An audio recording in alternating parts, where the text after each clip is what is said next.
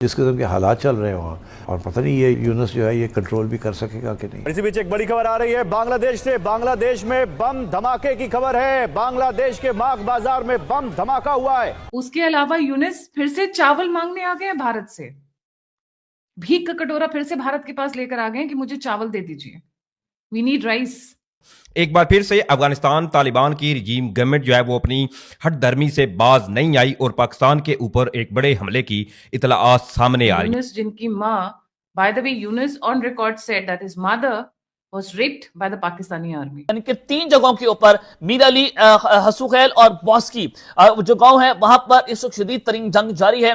तालिबान की जानिब से अफगानिस्तान की साइड से पाकिस्तान की फौज पर बहुत बड़ा अटैक लॉन्च किया गया। कुछ शहादतों की इतलाआत भी सामने आ रही हैं। इसराइल की तरफ से वाज़े ऐलान आता है, तुर्की को 3 अतराफ से घेरने की मनसूबाबंदी होती हुई आपको नजर आती है। और इसी दौरान ये बड़ी खबर सामने आती है कि उर्दगान हंगामी बुनियादों पर दौरा कर रहे हैं ईरान का। खुद उस्मान हाडी के ब्रदर ने आकर एक बहुत बड़ा स्टेटमेंट दिया। अब यूनुस की पतलून गीली हो रही है। इंडिया की तरफ से एक सबमरीन लॉन्च्ड बैलिस्टिक मिसाइल जिसको SLBM कहते हैं, उसका एक तजुर्बा किया गया है। जो फियर था, अब हमने फियर अपने दुश्मनों के अंदर हमने डालना शुरू कर दिया।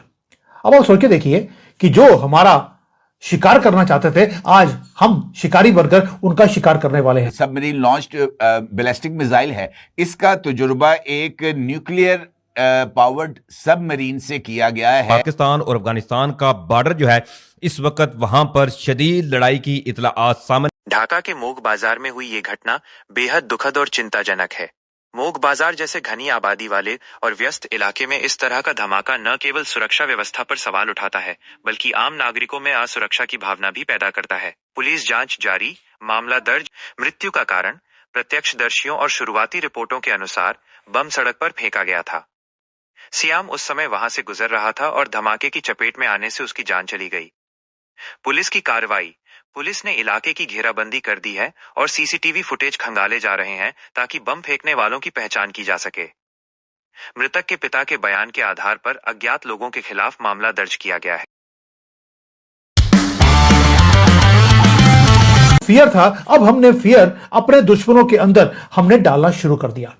अब आप सोच के देखिए कि जो हमारा शिकार करना चाहते थे, आज हम शिकारी बनकर उनका शिकार करने वाले हैं। एक ऐसा हमने जाल बिछाया है चिकन नेक के ऊपर, और साथ में कुछ और भी किया है, वो सारी बातें बताऊंगा आपको।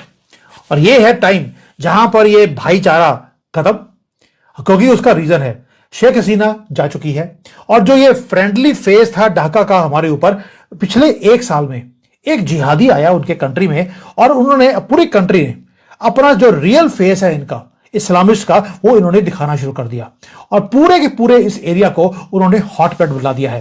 पूरा एरिया जो है अब ये बात करते हैं कि हमारा चिकन नेक ये हमारे से काट देंगे और हमें तंग करेंगे। हमारे मंदिरों को जला दिया, कभी इंडियन फ्लैग को जो जला देते हैं, कभी वहां पर हिंदुओं को मारते हैं, जला देते हैं।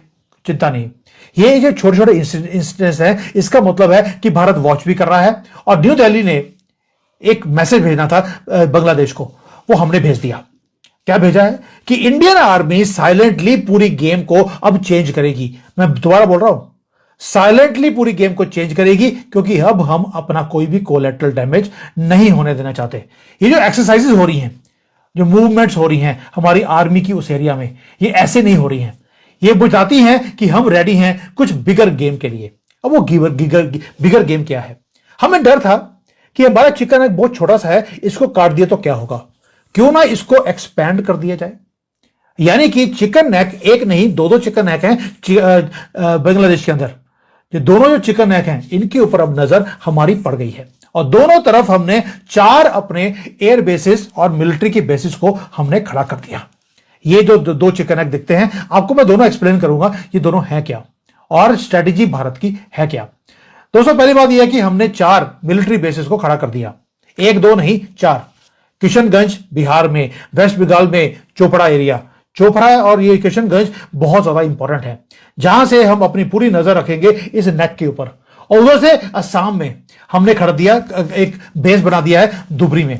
वहां से भी every movement of Bangladesh towards our north east हम नजर रख सकते हैं। और जो गेम चेंजर है वो है मिजोरम। मिजोरम के अंदर एक नया बेस बनाया गया है, और वो इतना इंपॉर्टेंट है क्योंकि हमने अब चिटागांव के एरिया को काटना है। दोस्तों, ये जो डिफेंसिव गेम हमारी गवर्नमेंट खेलती थी वो हमने बोल दिया अब नहीं होगा।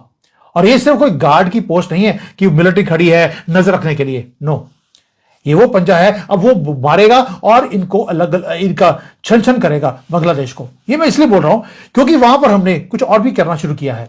बीएसएफ की जो पोस्ट है उसके साथ साथ हमने बंकर जो होती हैं, ब्लास्ट प्रूफ बंकर्स हैं, वो बनाने शुरू कर दिए। इस सारी सूरत में मैं सबसे पहले इंडिया की तरफ से किए जाने वाले एक मिसाइल टेस्ट की कुछ तफसीलात आपके साथ शेयर करूंगा। इंडिया की तरफ से एक सबमरीन लॉन्च्ड बैलिस्टिक मिसाइल जिसको SLBM कहते हैं, उसका एक तजुर्बा किया गया है। और इंडिया की तरफ से ये जो सबमरीन लॉन्च्ड बैलिस्टिक मिसाइल है, इसका तजुर्बा एक न्यूक्लियर पावर्ड सबमरीन से किया गया है जो कि अरहंट क्लास की सबमरीन है। बताया गया है कि यह तजुर्बा बे ऑफ बंगाल में किया गया है और K4 मिसाइल को टेस्ट किया गया है जिसकी रेंज 3500 किलोमीटर है। और इसके साथ साथ ये मिसाइल न्यूक्लियर कैपेबल मिसाइल है, यानी ये 1 से 2 मेगाटन का न्यूक्लियर मवाद भी कैरी करके ले जाने की सलाहियत रखता है। इंपॉर्टेंट बात यह है कि ये जो मिसाइल तजुर्बा है, इसने भारत की न्यूक्लियर ट्राइड यानी जमीन, हवा और समंदर से न्यूक्लियर हमले की सलाहियत को मजीद मजबूत किया है, खास तौर पर सेकंड स्ट्राइक कैपेबिलिटी में। भारत की हुकूमत या DRDO जो कि उनका एक इदारा है डिफेंस प्रोडक्शन के हवाले से, उसकी कोई सरकारी तस्दीक तो अभी तक नहीं की गई, लेकिन इस मिसाइल तजुर्बे की मुख्तलिफ वीडियोज इस वक्त सोशल मीडिया पर इंडियन अकाउंट्स पर अवेलेबल हैं। और इसके साथ साथ इस मिसाइल तजुर्बे के लिए कल एक नोटम भी जारी किया गया था और वो नोटम भी 3500 किलोमीटर का था। इसके साथ साथ इंडिया की तरफ से एक आकाश मिसाइल का तजुर्बा भी किया गया है जो कि उनके मिसाइल डिफेंस सिस्टम, जो कि उनका आकाश मिसाइल डिफेंस सिस्टम है, उसी का हिस्सा है। और उसके जरिए भी मुख्तलिफ जो ट्रेजेक्टरीज पर आने वाले प्रोजेक्टाइल्स हैं, आकाश के जरिए उसको हिट करने का तजुर्बा किया गया है। अब अगर मैं आपसे इस मिसाइल की कुछ तफसीलात शेयर करूं तो बुनियादी तौर पर इस मिसाइल तजुर्बे की जो सिग्निफिकेंस है, खासतौर पर पाकिस्तान और चाइना के पर्सपेक्टिव में ये बहुत ज़्यादा अहमियत की हामिल है। K4 submarine launch ballistic missile range 3500 kilometre INS Arhant से इसको फायर किया गया है। और ये मिसाइल के अंदर इसकी जो रेंज है, इसमें पूरा पाकिस्तान यानी 3500 किलोमीटर इसकी रेंज है। और ये मुख्तलिफ मुकामात से अगर फायर किया जाए तो पूरा पाकिस्तान इस मिसाइल की रेंज में आता है। वीडियो को लाइक, शेयर एंड चैनल को सब्सक्राइब, और मिलते हैं अगली वीडियो में। तब तक के लिए जय हिंद।